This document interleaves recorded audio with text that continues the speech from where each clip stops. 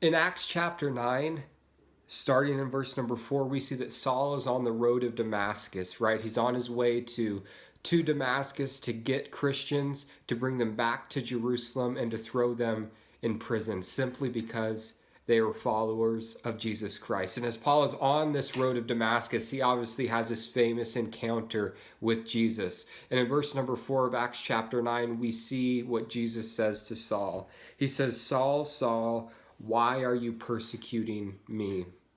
And from these words that Jesus says to Saul, we can grab some truths that we understand.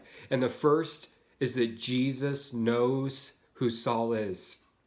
He's addressing him by name, Saul, Saul. Jesus knows who Saul is. And so too, guys, Jesus Christ knows who we are.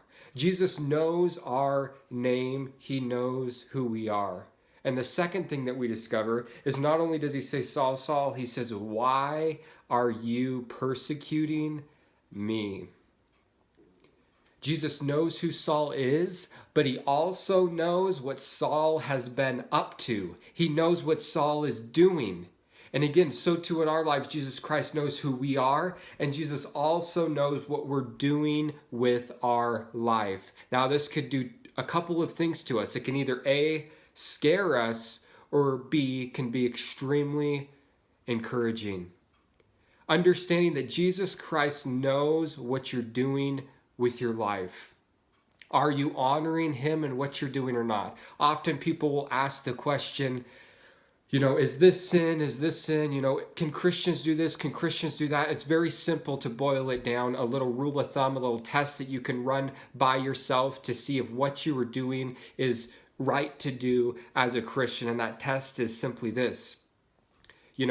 If Jesus was to come back while you were doing that thing, would you be comfortable? If the answer is yes, then by all means do it. If the answer is no, then don't waste your time doing it. If you understand that Jesus Christ sees what you're doing in your life, if it makes you uncomfortable that Jesus is seeing what you're doing, then don't do it.